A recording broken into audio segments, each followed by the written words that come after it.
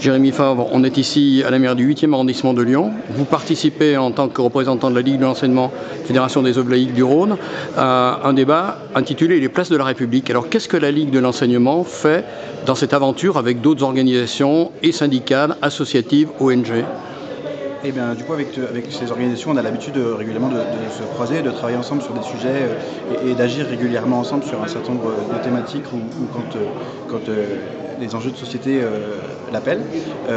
Et du coup, sur ce collectif-là, nationalement, on a travaillé ensemble sur une tribune dans le journal du dimanche qui s'appelait « Faire vivre les places de la République » où on s'engageait collectivement à faire vivre des actions pour... à faire vivre des actions ensemble pour rassembler les citoyens et éclaircir le débat politique. Du coup, quand on s'est retrouvés sur Lyon, la première chose qu'on a vue ensemble, qu'on a décidé ensemble, l'enjeu qu'on a vu ensemble, c'est cette crise démocratique aujourd'hui dans le pays. On s'est dit qu'il était important collectivement de faire réfléchir les citoyens sur les enjeux de société qui sont à venir. La Ligue de l'enseignement, qui est un mouvement d'éducation populaire qu'on peut trouver encore dans certains lieux ruraux, mais aussi urbains, mais je pense ruraux comme le sous des écoles, les amicales laïques, qu'est-ce qu'elle peut apporter justement dans ce débat démocratique en questionnant les candidats aux élections présidentielles et puis ensuite législatives? Donc du coup, l'enjeu c'est sur les thématiques qui sont les nôtres, mais même au-delà, c'est la célèbre phrase de Jean Massé qui disait faire vivre... Faire des électeurs et non des élections, faire des citoyens, et du coup éclairer les citoyens sur les sujets importants sur ces élections présidentielles dans le monde dans lequel on vit, qui vit une crise à la fois environnementale, économique, sociale. Voilà, et toutes ces crises-là sur lesquelles il faut qu'on trouve des solutions et qu'on agisse collectivement pour résoudre ces problèmes-là. Donc l'intérêt, il est de discuter de ces sujets-là pour ensuite faire des choix. Ultime question, comment est-ce qu'on peut avancer justement sur le terrain de la crise démocratique?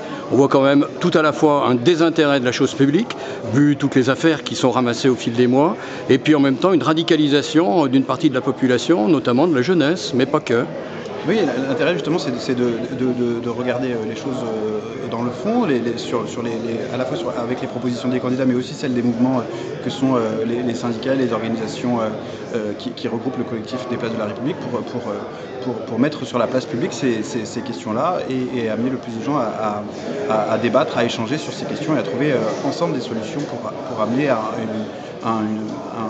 pour faire société ensemble. Petit codicile, qu'est-ce que la Ligue de l'enseignement, quelle serait sa question phare qu'elle pourrait poser, le sujet qui lui tient à cœur particulièrement, parmi tout un ensemble? Oui, du coup je pense que c'est effectivement la question de la laïcité et du coup sur les questions à la fois de la laïcité et de l'éducation, qu'est-ce que les candidats qu'est-ce que les candidats proposent ou ne proposent pas ou quel est leur constat sur cette question-là et comment on peut résoudre les problématiques actuelles en France sur ce sujet-là. Et ce sera d'ailleurs l'occasion du débat, pas celui-là, mais celui de la semaine prochaine.